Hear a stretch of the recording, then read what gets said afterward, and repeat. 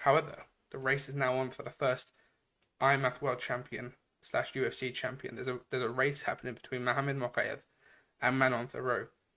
Mohamed Mokaev shining once again in his UFC stint. He's now 3-0 in the UFC. Of course, 8-0 I believe overall in his professional career. Obviously unbeaten in the amateur games, multiple time IMMAF World Champion. Had won Continental IMMAF Championships. He won the Oceania Championships prior to going pro, of course. And he's shown his human, of course, because there was questions about how human he was with his strengths in the cage. He's absolutely phenomenal to watch. He's slick as anything to watch. Many calling him the English Khabib. Now, of course, he is rightfully his own Mohamed Mokaev, and he submitted Cody Durden in London. Of course, beat Charles Johnson again in the second London card, and Malcolm Gordon he got a second finish against. Now, this fight was I seen actually Ariel Hawani on the MMA Hour. Mohamed Mokaev said he was ill or had a temperature coming into the fight, so maybe we didn't see a fully capable Mohamed Mokaev. Again, slightly different to the TJ Dillashaw thing because it's just a temperature, it's not a dislocated shoulder. So, there's no questions as to should he have competed. It's one of those things that happens when you're cutting weight. It happens when you're draining yourself. You're going to be more open to catching things.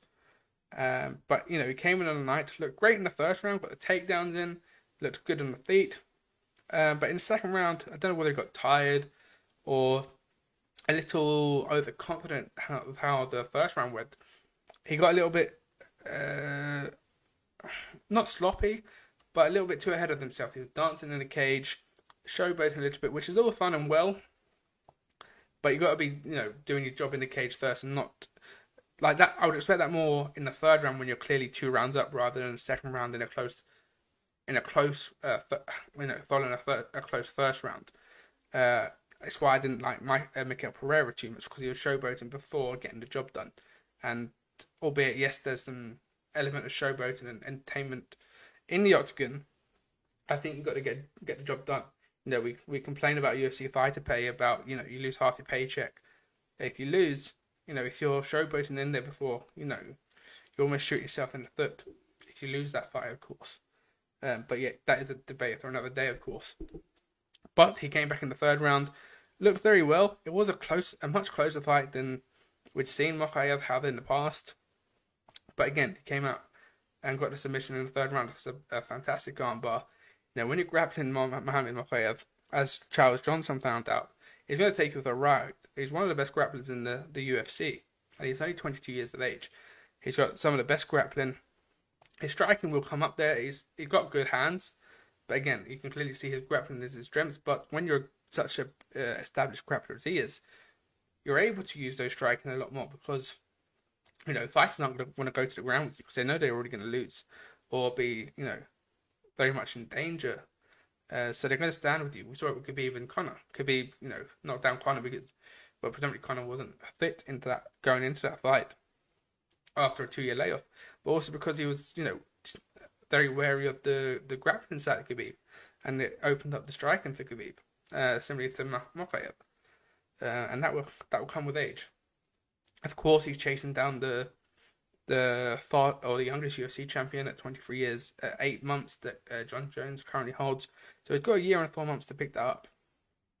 And do I think he does it? He's got a good shot. He's got the best shot that anyone else has, other than, of course, Raul Rosas Jr., of course, who just signed to the UFC, having won his contract on the Contender Series. But I think, obviously, next is a top 15. I'd like to see Manel Kape next to him, a former Ryzen champion. Again, Manel Kape not had the best... Well, he had a tough run in the UFC. I think he's 2-2 at the moment. He might be 3-1, actually. We should double check that. But, yeah, Manel Kape is definitely who I'd put next. Obviously, Tim Elliott, I believe, he's got an ACL injury. That's what Mokaev said in the post-fight interview with Adam Cashford at BT Sport. So... There's room there for the bantamweight, for the flyweight division Obviously, he's called out Brandon Royval. He's called out Jeff Molina. So he certainly goes as unranked opponents now. And if he wants to fight in December, as you said, he beats a ranked opponent in December and he wants to fight 4 times next year, he can definitely be champion by the end of 2023. I just, again, being a fan of his and watching him, I'm concerned when you get to the Ascarescaros of this world, the Brandon Morenos. I think Devson Figueiredo will be moved up to bantamweight by that point. So that's one less competitor to be watching out for. But you've got Matheus Nicolau. You've got Alexandre Pantoja. You've got Alex Perez in that division. They're very good, very strong competitors. This isn't the flyweight division of 2 or 3 years ago when we're looking at cutting it. And we're looking at TJ coming down. We're looking at Cody coming down. This is a very strong flyweight division at the moment. A very exciting, fresh, fragrant flyweight division as well. So Mokaev's got work cut out for him. And again, I would like to see him do it. I'd back him to do it. Again, if he does do it, I think he retires on the spot. Should he become the youngest UFC champion? I think he retires as soon as he touches UFC gold, to be honest. Because of the family that he's built up. Obviously, his religion as well. I think, and he's been in the sport a long time. I think he had 22, 23 amateur fights, all undefeated, of course. He's now 8-0 in the professional ranks.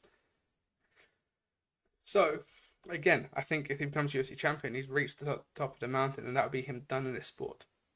But yes, was very impressed with him, impressed with Manon, and as we said, the race of the UFC. The first IMMAF-made UFC champion is on the horizon.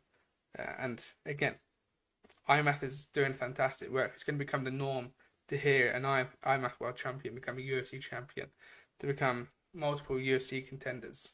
It's going to become... Yeah, IMMAF is the place to be for MMA now. Similar to how the Olympics was with was with boxing because of their problems at the moment. IMMAFs are going to be the Olympics of MMA, where you see multiple amateur champions. The very next stars in the UFC are going to be built through the IMMAF World Championships, and we're seeing Mokaev. We're seeing Fiorot this weekend. We're seeing Amanda Hebas. There's so many names now coming out of it and doing fantastic work. And as we grow and the sport develops and we get, the starting age of MMA becomes a lot younger in terms of training. You've got 5, 6 years, 7-year-olds training MMA now, especially in the UK and Europe where MMA is developed.